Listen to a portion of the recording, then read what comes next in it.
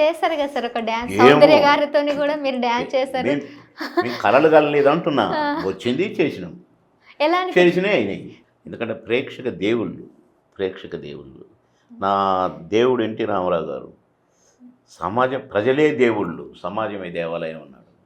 ప్రజలు దేవుళ్ళు అంతే, వాళ్ళ ఆశీస్సులు మెండుగా ఉన్నవాడిని కనుక వాళ్ళకి అర్థమయ్యేటట్టు చెప్పాలి, ఏదన్నా చెప్తే, లేకుంటే మూసుకోవాలి. ఇప్పటి వరకు ఆల్మోస్ట్ అన్ని సౌత్ ఇండియన్ లాంగ్వేజెస్ అన్నీ కూడా చేశారు కదా. అన్ని లాంగ్వేజెస్లో నటించిన తెలుగు నటుండే నేనే అన్ని భాషల్లో నటించింది.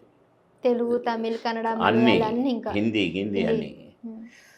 అది నా అదృష్టం, పూర్వజన్మ సుకృతం. అన్ని భాషల వాళ్ళు వచ్చి తెలుగులో నటించారు, కానీ తెలుగువాడుగా నేను అన్ని భాషల్లో నటించాను. అక్కడ కూడా మళ్ళీ నాకు పాటలు, డ్యాన్సులు.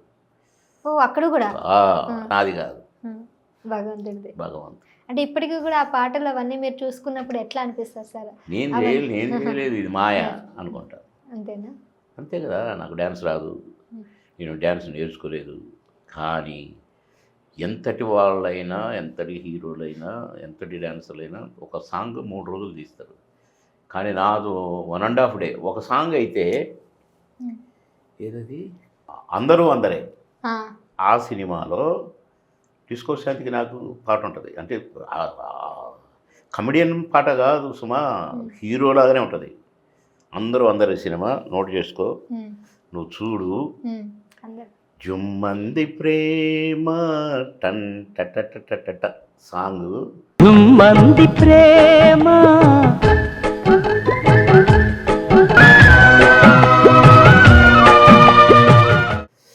హీరో హీరోయిన్లు చేసినట్టే ఉంటుంది. కానీ ఉదయం సూర్యోదయంతో స్టార్ట్ అయింది 7 గంటలకు, సూర్యాస్తమయం 6 గంటలకు పాట అయిపోయింది. ఒకటి రోజు గుర్రాల మీద వస్తాము ఇద్దరం, టాన్ టట అనుకుంటూ, మళ్ళీ టాన్ టట అనుకుంటూ వెనక్కి వెళ్ళిపోతాం, అయిపోయింది పాట. ఒక్క రోజులో పాట అయిపోవడం ఏంటి అసలు చెప్పు? మళ్ళీ అంత 3 డ్రెస్సులు చేంజులు, అవన్నీ కూడా బ్రహ్మాండం. జుమ్మంది ప్రేమ అనే పాట బాలుగారు ఎంత బాగా పాడారో, టాప్ హీరోలకు పాడినట్టుగా పాడారు ఆ పాట. అది మననే ఒకరు నాకు పంపించి, సార్ ఈ పాట గుర్తుందా అంటే చూస్తే వండర్. మళ్ళీ నేను 3 డ్రెస్ చేంజ్లు, ఆ స్టైలు సూపర్. అంటే 1 డేలో పాట అయిపోవడం ఏంటో చెప్పండి. అది కూడా నిజంగా మీరు అంటే ముందు రిహార్సల్స్ లేదు, గుర్రాల మీద బయలుదేరిన పొద్దున గుర్రాల మీద వెనక్కి పోయినాం, పాట అయిపోయింది.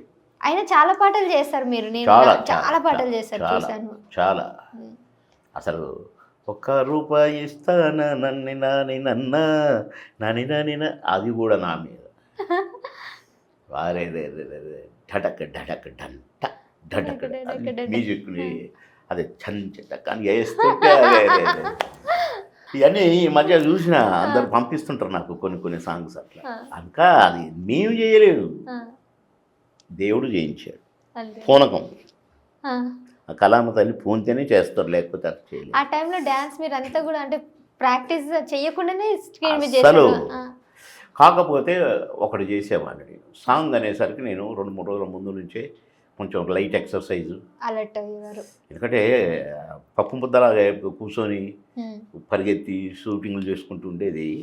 కానీ సాంగ్ వచ్చేసరికి ఆ 2-3 రోజులు కొద్దిగా అలర్ట్గా కొంచెం ఎక్సర్సైజు, కాస్త ఉడికినట్లు అనుకోవటం, ఇవన్నీ చేసి కొంచెం లైట్గా ఎక్సర్సైజ్ చేసేవాడిని. అందుకనే పాటలు చూసుకోండి మీరు, స్లిమ్ ఉంటా. అంటే 2 రోజులు బాగా సీన్లలో చూడండి, ఇవి కొంచెం బొద్ద గిజ్జ ఉంటా. నిజం, ఇదొక్కటే తెలుసా సార్, మీరు వేసుకున్న డ్రెస్ ఒకటి ఫుల్ డ్రెస్, లేటెస్ట్ అమ్మాయిల ఫ్యాషన్ కూడా అయిపోయింది. ఫుల్ డ్రెస్ ఒకటి ఆ డ్రెస్ చాలా మంది మిమ్మల్ని అదే సీన్ లో తీసుకొని ఆ డ్రెస్ వేసుకొని చాలా మంది ట్రెండీగా వాడుకున్నారు. కోట శ్రీనివాస్ గారితో అది ట్రెండీ అవ్వాలని పెట్టలేదు, ప్రొడ్యూసర్ పెట్టిండు, నేను వేసుకున్నాను. ఏ గెటప్ అయినా కూడా ఇది మేము చేయం, ఈ డ్రెస్ నేను వేసుకున్నాం, మేము ఎప్పుడు అనేది కాదు, ఏది వేసినా. ఎందుకంటే కథ రాసుకున్నప్పుడు డైరెక్టర్కి నచ్చినప్పుడు కొన్ని పెడతారు, అది మేము ఏనాడు అట్లాంటివి మేము నో అనలేదు. 1-2 సందర్భాల్లో ఈ ఊతపదం ఇట్లా కాకుండా ఇట్లా అంటాం సార్, అనేది కొంచెం బూత్ మీనింగ్ అనిపిస్తే, లేకుంటే కొంచెం తిట్టుకుంటారు అనీజీగా ఎవరు ఇబ్బంది పడకూడదు అని చిన్న చిన్నవి మార్చుకునేది. అట్లా ఈవి సత్యనారాయణ గారి ఓ సినిమాలో ఒక ఊత పదం పెట్టి అన్నారు, నాకు నచ్చలా. బాగలేదన్నా నేను ఇది అన్నాను, నేను అంటాను లేదు బాగుంటుంది అని ఆయన పట్టుబట్టాడు.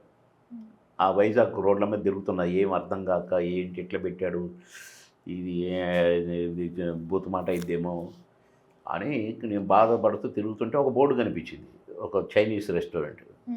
అర్రే వెనక తీసుకొని తీసి చూస్తే ఆ చివర 2 అక్షరాలు చాలా అమ్మా, ఈ 2 అక్షరాలు ఈవి గారు అన్న దానికి తగిలిస్తే బ్రహ్మాండంగా ఉంటుంది, ఓకే ఇది పెట్టేసుకోవచ్చు అని పోయి ఈవి గారికి చెప్పిన. చెప్తే వాహ్ బ్రహ్మాండం బాబు మోహన్ అని కౌగిలించుకున్నాడు.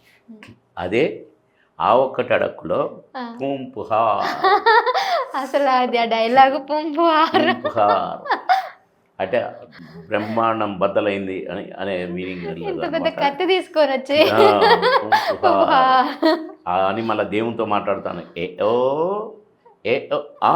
ఓకే ఓకే అలాగే మేము ఇద్దరం మాట్లాడుకుంటున్నాడు. ఇవన్నీ క్రియేషన్. అట్లా మేము చాలా సినిమాల్లో మీరు ఓన్గానే చేసుకునేవారు.